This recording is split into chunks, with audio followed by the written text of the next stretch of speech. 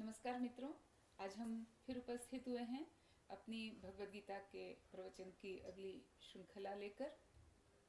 यहाँ हम बात करेंगे कि अर्जुन जो कि एक दुविधा के क्षण में अब फंस गया है, और यहीं से भगवद गीता का सही अर्थ में आरंभ होता है, क्योंकि इस दुविधा से उभरने के लिए भगवद गीता कही गई है। तो ये जो दुविधा का क्षण अब अर्जुन के सामने आ गया है, इस क्षण को हम ठीक से देखेंगे कि किस प्रकार अर्जुन के मन में ये दुविधा उत्पन्न होती है, किस प्रकार अपना वीरश्री का भाव खो करके अर्जुन एक करुणा के भाव में बहना शुरू हो जाता है, और वो क्या कहता है और अपनी करुणा को वो किस प्रकार से योग्य और उचित बताने का प्रयास करता है, हम देखते हैं।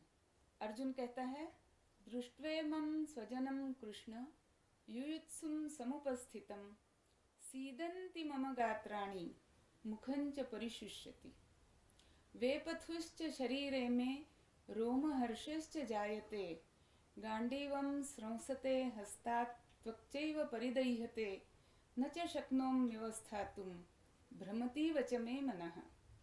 अर्थात अर्जुन अपनी स्थिति का वर्णन कर रहा है।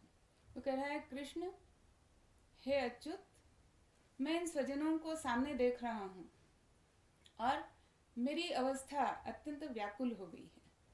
मैं अत्यंत विह्वल हो गया हूँ। मैं देख रहा हूँ कि सीदंती मम गात्राणि, मेरे पूरे शरीर में व्यथा हो रही है। मेरे अवयवों में, अंगों में दुख और वेदना भर रही है। मुखंच परिशुष्यति, मेरा मुख, गला, कंठ सूख रहे हैं। वेपथुश्च शरीरे में रोमहर्षश्च जायते, मेरे से खड़ा नहीं हुआ जा रहा है। मैं अपने आप को निर्बल महसूस कर रहा हूँ।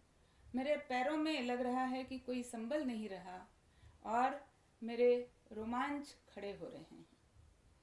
गांडीव धनुष, जो कि मैं अभी कुछ पल पहले मैं उठा करके तुमसे कह रहा था कि मेरे रथ को यहाँ ले आओ दोनों सेनाओं के बीच, वह गांडीव धनुष भी मेरे हाथों से खिसक रहा है।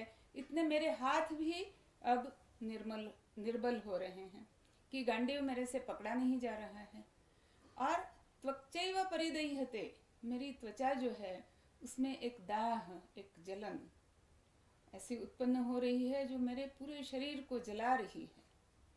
न च शक्नोमि व्यवस्थातुं, मैं खड़ा भी नहीं हो पा रहा हूँ। मेरे पैरों में लग रहा है कि जैसे कोई भी बल बाकी नहीं बचा, मेरे से खड़ा नहीं हुआ जा रहा है। और भ्रमतीव च मे मनः, मेरा मन भी भ्रमित हो रहा है। तो ये अर्जुन की एक बड़ी यथार्थ परिस्थिति का एक बहुत अद्भुत वर्णन हमारे सामने गीताकार जी जो वेद व्यास हैं उन्होंने रखा है। और इस प्रसंग को ज्ञानेश्वर जो मराठी के संत कवि हैं, उन्होंने एक बहुत खूबसूरत उपमा दी है। उन्होंने कहा, ये जो अर्जुन का भ्रम है यह मोहवश उत्पन्न हुआ है, और हालांकि इस मोह को तोड़ना बहुत सरल है, लेकिन अर्जुन वह नहीं कर पाता है।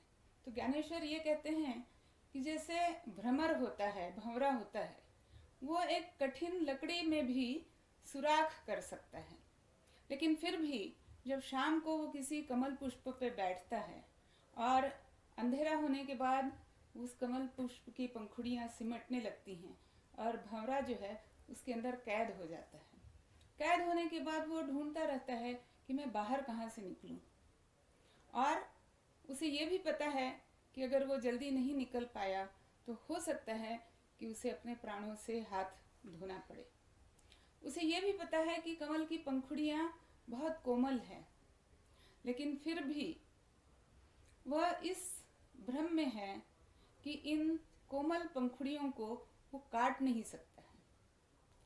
तो जिस प्रकार एक लकड़ी में सुराख कर पाने वाला भंवरा, वो भी कमल पत्ती की कोमलता को जानते हुए भी उस कमल के पंखुड़ी में सुराख करने से डरता है, वो उसके लिए प्रवृत्त नहीं होता है। हालांकि उसके लिए ये बहुत सरल है बहुत कोई कठिन काम नहीं है। लेकिन उसी प्रकार अर्जुन के मन की अवस्था भी हो गई है कि इस मोह को तोड़ना जो इतना सरल है, लेकिन अर्जुन उस मोह को नहीं तोड़ पा रहा है। वह भ्रम में है। वो सोचता है कि इस मोह से बचने का, या उस मोह को वो मोह भी नहीं समझ रहा है।